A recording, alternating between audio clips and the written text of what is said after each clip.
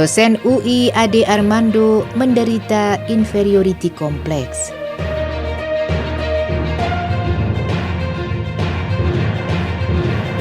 Sungguh memprihatinkan di era milenial ini masih ada manusia kerdil, naif, tidak berdaya dan rendah diri. Kenyataan tersebut dialami seorang pendidik sebuah universitas ternama di Indonesia. Ade Armando namanya. Tampaknya manusia yang satu ini tengah menderita inferiority complex atau kompleks inferioritas akut. Ia menganggap dirinya lebih rendah bahkan lebih hina dari manusia di sekitarnya. Ia juga merasa agamanya tidak mampu mengatasi persoalan hidupnya. Oleh karena itu, ia benci agamanya sendiri. Kebencian itu ia umbar dan publikasikan. Namun, karena kejelasan akibat gangguan jiwa itu, ia lempar ke pihak lain. Itu cara dia agar tidak terlihat menderita penyakit yang memalukan tersebut. Hanya karena membaca kabar ada orang Cina mau menyumbang 2 triliun untuk mengatasi pandemi COVID-19, Ade Armando langsung girang. Kegirangan itu diungkapkannya dalam bentuk penghinaan kepada kaum muslim pribumi.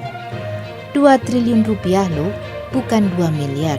Uang semua gak pakai pasir, kata Ade. Ia menambahkan ini merupakan satu lagi tambahan contoh untuk menantang kelompok muslim pribumi yang selalu menjelekkan Tionghoa. Saya mau bilang ini sumbangan pengusaha Tionghoa. Mana sumbanganmu? Demikian cuitan dosen yang gagal meraih gelar profesor itu. Dia pikir tidak ada umat Islam dan pribumi yang dermawan. Ia minder, padahal kedermawanan pribumi dan umat Islam sungguh nyata. Tidak perlu publikasi. Islam mengajarkan kedermawanan tidak perlu digembar-gemborkan. Ibaratnya jika tangan kanan memberi, tangan kiri tidak perlu tahu. Mulia sekali.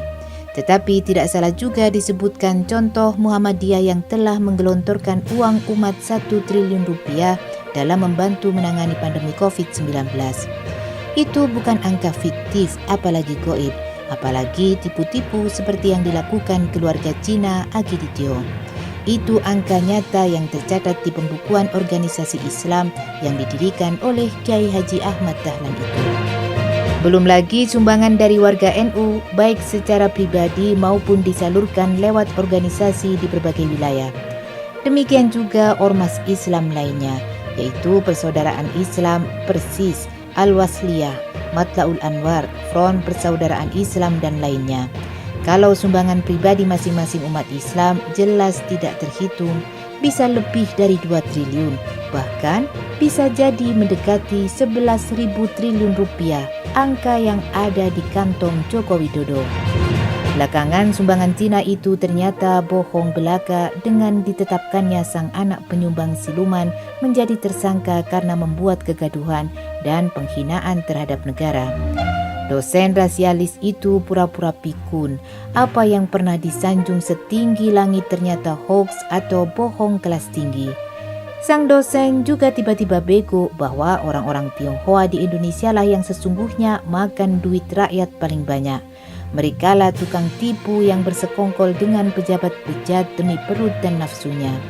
Mereka keruk duit orang Indonesia, bukan menyumbang.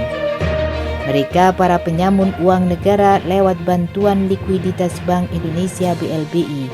Ada Sudono Salim mengeruk 79 triliun, Honggo Wandratno korupsi 37 triliun, Maria Pauline Lumowa korupsi 1,9 triliun, Irawan Salim korupsi 500 ribu dolar Amerika Serikat, Sugiono Timan korupsi 126 juta dolar Amerika Serikat, Usman Atmajaya 35,6 triliun, Semi Konjongyang 2,6 triliun, David Nusawijaya 1,29 triliun, Samadikun Hartono 169 miliar, Samsul Nur Salim korupsi 65,4 triliun.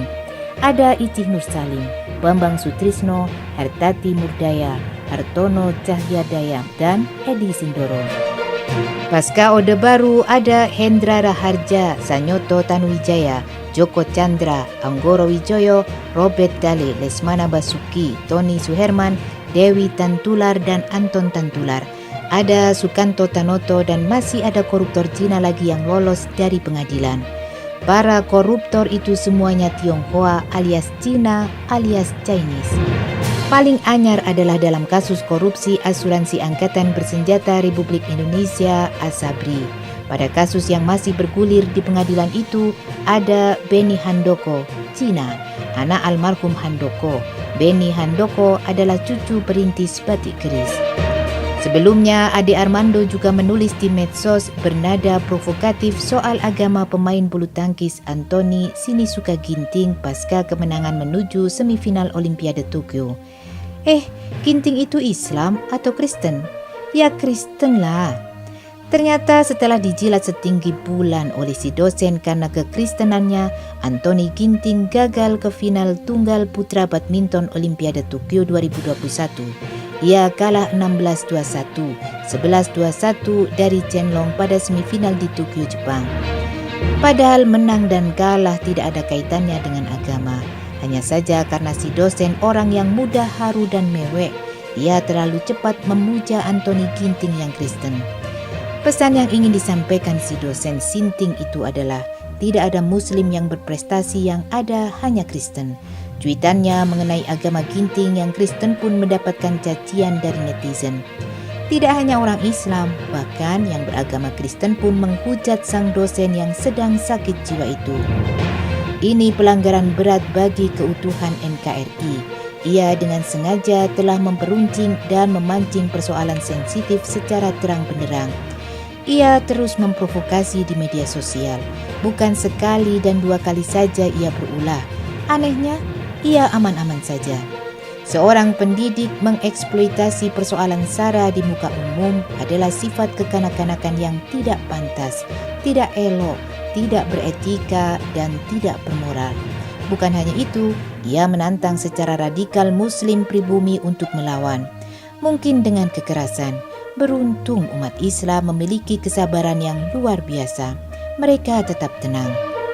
Beberapa minggu belakangan, si dosen juga menunjukkan sikapnya yang naif dan memalukan.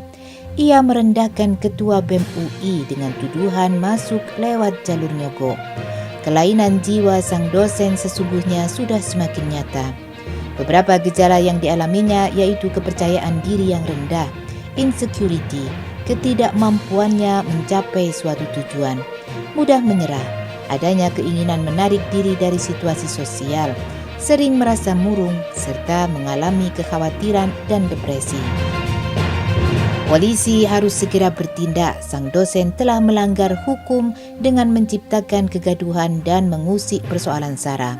Umat Islam juga harus punya keberanian membereskan manusia yang selalu membangun narasi permusuhan. Hal itu semua menunjukkan manusia yang mengidap inferiority complex. Berbahaya sekali. Jika inferiority complex itu hanya menjangkiti diri sendiri, tidak masalah.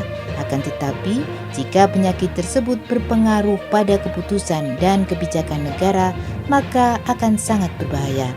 Sangat mungkin negara ini juga menderita inferiority complex, sebab sang dosen kabarnya menjadi buzzer istana.